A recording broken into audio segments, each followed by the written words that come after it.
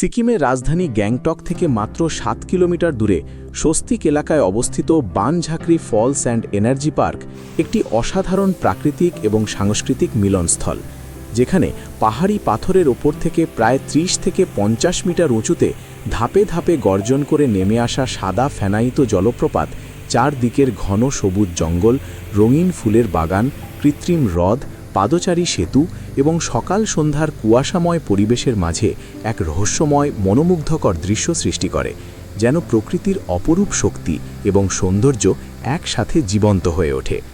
এই ২ একর বিস্তৃত পার্কটি সিকিমের ঐতিহ্যবাহী ঝাঁকরি, শামান বা ঐতিহ্যবাহী চিকিৎসক সংস্কৃতিকে কেন্দ্র করে তৈরি, যেখানে বড় বড় পৌরাণিক মূর্তি, ঐতিহ্যবাহী ঝুপড়ি, জঙ্গলের আত্মা সম্পর্কিত প্রদর্শনী, গ্যাজেবো এবং জিপ লাইনের মতো অ্যাডভেঞ্চার অ্যাক্টিভিটি দিয়ে সাজানো, যা দর্শকদের শুধু প্রাকৃতিক সৌন্দর্যই নয়, বরং সিকিমের আদিবাসী জীবনযাত্রা, পৌরাণিক কাহিনী এবং শান্তির এক অনন্য অনুভূতি উপহার দেয়।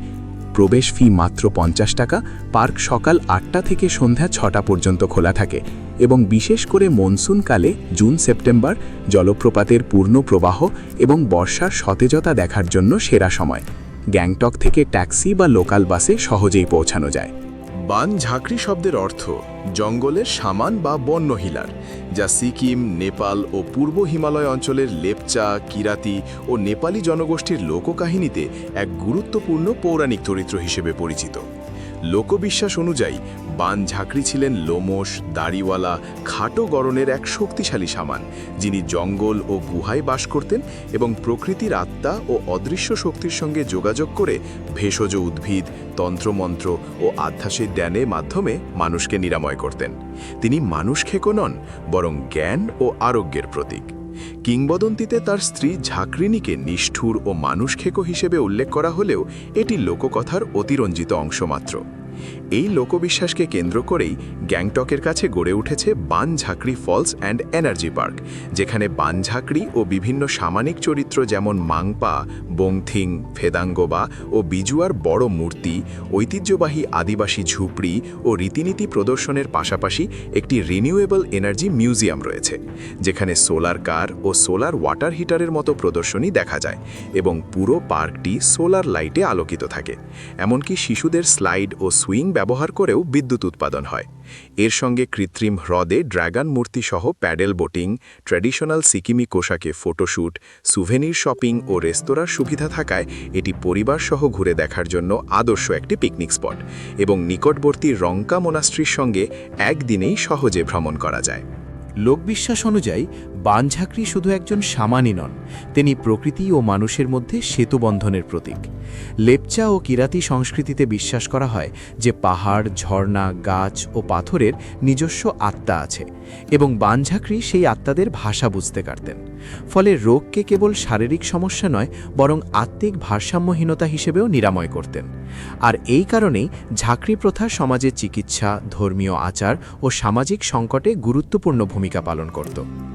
অনেক কিংবদন্তিতে বলা হয় যে ভবিষ্যৎ ঝাঁকরিদের প্রশিক্ষণ ছিল অত্যন্ত কঠোর, যেখানে নির্জন জঙ্গলে একাকিত্ব, উপবাস, ধ্যান ও প্রকৃতির সঙ্গে সহাবস্থানের মধ্য দিয়ে মানসিক দৃঢ়তা গড়ে তোলা হতো এবং এই সাধনার মাধ্যমে তারা রোগ সারানো, দুর্যোগ দূর করা ও অশুভ শক্তি প্রতিহত করার ক্ষমতা অর্জন করত।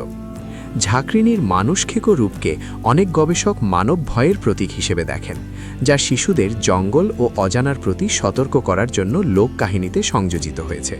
আর বানঝাঁকরি নিজে কখনো ধ্বংসের নয়, বরং রক্ষার শক্তির প্রতিনিধিত্ব করেন। এই বিশ্বাস থেকেই বানঝাঁকরি আজও সিকিমি সমাজে শুধুমাত্র কিংবদন্তি নয়, বরং আদিবাসী পরিচয়, পরিবেশ চেতনা ও প্রাকৃতিক চিকিৎসা দর্শনের একটি সাংস্কৃতিক প্রতীক হিসেবে বেঁচে আছে এবং বানঝাঁকরি ফলস অ্যান্ড এনার্জি পার্ক সেই ঐতিহ্যকে আধুনিক শিক্ষামূলক ও পর্যটন কাঠামোর মধ্যে সংরক্ষণ করে রেখেছে। পাহাড়ি পথে যত ওপরে এগোনো যায়, ততই চারপাশের শব্দ কমে আসে আর এক রহস্যময় প্রশান্তি মনকে আচ্ছন্ন করে।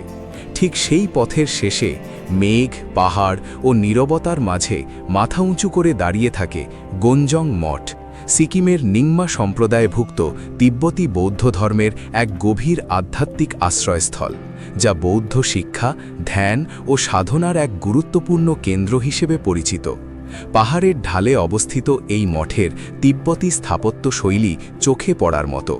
রঙিন কারুকাজে ভরা প্রবেশদ্বার, সারি সারি প্রার্থনা চাকা এবং ভেতরের প্রার্থনা কক্ষে বুদ্ধ ও গুরু পদ্মসম্ভবের মূর্তি, দেয়ালে আঁকা থাঙ্কা চিত্র আর ধূপের মৃদু সুবাস মিলেমিশে এক পবিত্র ও রোমাঞ্চকর আবহ তৈরি করে।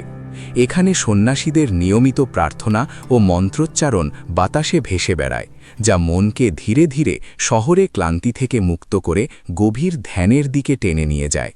মঠের উঁচু প্রাঙ্গণ থেকে নিচে তাকালে গ্যাংটক শহর, আঁকাবাঁকা পাহাড়ি রাস্তা আর চারদিকে ছড়িয়ে থাকা সবুজ পাহাড়ের দৃশ্য একদিকে যেমন চোখ জুড়িয়ে দেয়, তেমনি পরিষ্কার দিনে দূরে দেখা তুষার শুভ্র কাঞ্চনজঙ্ঘা পর্বতমালার ঝলক গঞ্জং মঠকে কেবল ধর্মীয় স্থান নয়, বরং প্রকৃতি, আধ্যাত্মিকতা ও অভিযাত্রার এক অনন্য মিলনস্থলে রূপ দেয়।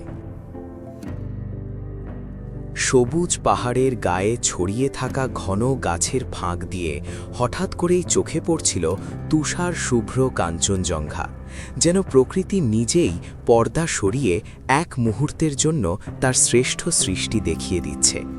ডালপালা আর পাতার আড়াল পেরিয়ে রোদের আলোয় ঝলমল করা সেই শিখরগুলো কখনো স্পষ্ট, কখনো আবার মেঘের আড়ালে লুকিয়ে পড়ছিল, আর এই লুকোছুরি দৃশ্য মনকে ভরিয়ে দিচ্ছিল এক অপার্থ লুব্ধতা ও নীরব বিস্ময়ে। গাছের ঘন সবুজ পর্দার ফাঁক গলে যখন কাঞ্চনজঙ্ঘার শুভ্র চূড়াগুলো ধীরে ধীরে ভেসে উঠছিল, তখন মনে হচ্ছিল পাহাড় নিজেই নিঃশব্দে কথা বলছে।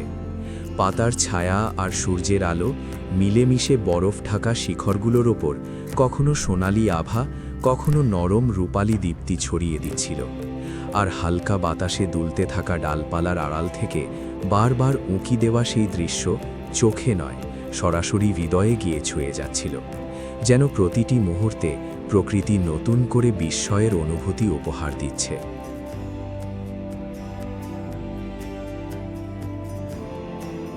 কাঞ্চনজঙ্ঘার মনোমুগ্ধকর দৃশ্য উপভোগের পর আমরা গিয়েছিলাম সিকিমের এক প্রখ্যাত ফ্লাওয়ার এক্সিবিশনে, যা যেন প্রকৃতির রঙিন ক্যানভাসের একটি জীবন্ত প্রদর্শনী।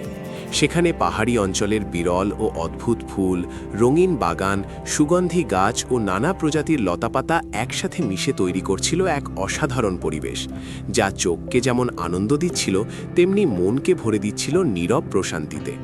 প্রতিটি ফুল যেন নিজের রং, আকার ও সুবাস দিয়ে গল্প বলছিল। কেউ যেন নরম গোলাপি ছায়ায়, কেউ ঝকঝকে কমলির আলোয়, আবার কেউ নীল ও সাদা রঙের ছোঁয়ায় মনকে মুগ্ধ করছিল। হাঁটতে হাঁটতে আমরা প্রতিটি কোণ থেকে প্রকৃতির এই অপরূপ রূপ ও জীবন্ত সৌন্দর্যের আনন্দ উপভোগ করছিলাম, আর সেই এক্সিবিশন যেন আমাদের ভ্রমণকে আরও রঙিন, রোমাঞ্চকর ও সৃজনীয় করে তুলেছিল।